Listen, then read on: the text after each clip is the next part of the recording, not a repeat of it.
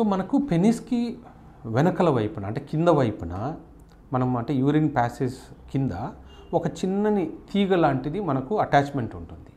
అంటే ఆ గ్లాన్స్ పెనిస్కి మిగతా పెనిస్కి ఒక చిన్న తీగ లాంటిది ఉంటుంది. దాన్ని మనం ఫ్రెనులం అంటాం.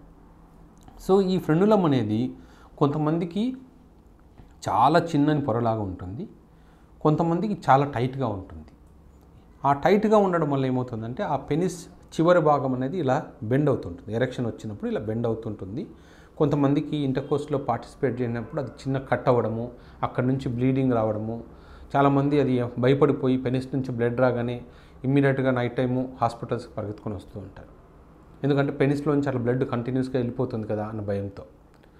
సో దాన్ని ఫ్రెనులర్ టేర్ అంటాం. సో ఇది ఫ్రెనులం ఎవరికైతే టైట్గా ఉందో, జనరల్గా ఇదేంటంటే ఈవెన్ కొంతమందికి ప్రీమెచ్యూర్ ఎజాకులేషన్ కూడా ఇదే రీజన్. సో ఇంటర్కోర్స్లో పెయిన్ రావడానికి కూడా ఇదే రీజన్. సో కొంతమందికి 1-2 సార్లు ఆ టేర్ అవ్వగానే సెక్స్ మీద ఒక భయం, తెలియని భయం ఉంటుంది. అది చేసేటప్పుడు మళ్ళీ టేర్ అవుతుందేమో, మళ్ళీ పెయిన్ వస్తుందేమో అని. అలాంటి వాళ్ళకి చిన్న ఫ్రెనులోప్లాస్టీ అనే చిన్న సర్జరీ చేస్తాం. అది లోకల్ అనస్థీషియాలో అయిపోతుంది. హార్డ్లీ 15-20 మినిట్స్ పడుతుంది. సో జనరల్గా దానికి ఆ 15-20 మినిట్స్ తర్వాత ఒక 10 మినిట్స్ హాస్పిటల్లో ఉండి మీరు వెంటనే వెళ్ళిపోవచ్చు. సో దాంట్లో మళ్ళీ రెగ్యులర్ ఫ్రెనులోప్లాస్టీ ఉంది, లేజర్ ఫ్రెనులోప్లాస్టీ ఉంది. సో చాలా సింపుల్ ప్రొసీజర్. సో ఇటువంటి చిన్న చిన్న ప్రాబ్లమ్స్తో ఇబ్బంది పడుతుంటే సర్జరీ గురించి భయపడకుండా ఇటువంటివి చేయించుకోవచ్చు. సుంతి ఆపరేషన్కి మనము చాలామంది మా దగ్గరికి వస్తూ ఉంటారు. వాళ్ళలో అంటే కొందరికి ఈ రకరకాల కారణాల వల్ల మనం సుంతి ఆపరేషన్ చేస్తాం.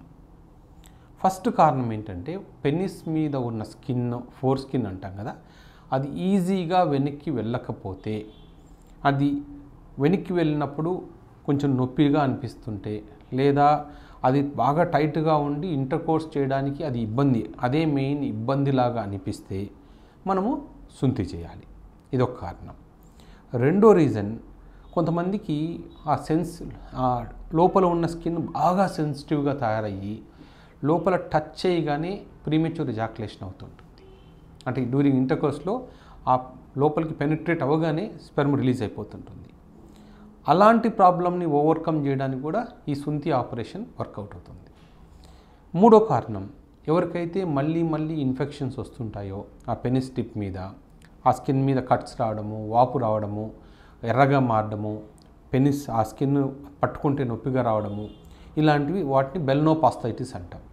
మళ్ళీ అటువంటి ఇన్ఫెక్షన్స్ వస్తుంటే మనము ఈ సుంతి చేస్తాం. నాలుగోది, యూరిన్ ఇన్ఫెక్షన్స్, మళ్ళీ యూరిన్ ఇన్ఫెక్షన్స్ వస్తున్నాయనుకోండి, అప్పుడు కూడా మనము ఈ సుంతి ఆపరేషన్ చేస్తాము.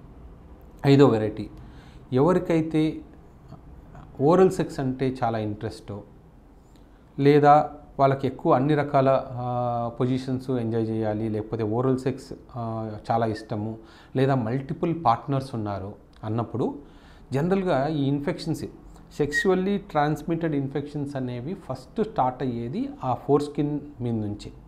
సో ఎవరికైతే ఈ సర్జరీ చేయించుకుంటారో వాళ్ళకి ఇటువంటి ఇన్ఫెక్షన్స్ స్ప్రెడ్ అయ్యే ఛాన్స్ చాలా తక్కువ. సో అందుకని సెక్షువల్లీ యాక్టివ్గా ఉన్న వాళ్ళకి జనరల్గా సుంతి చేయించుకోమని చెప్తాం. అందుకే చాలామంది వెస్ట్రన్ పీపుల్ కూడా వాళ్ళు ముందే హైజెనిక్ రీజన్స్ కోసం సుంతి చేయించుకుంటారు. సో ఈ 5 రీజన్స్ వల్ల మనము సుంతి చేస్తాం.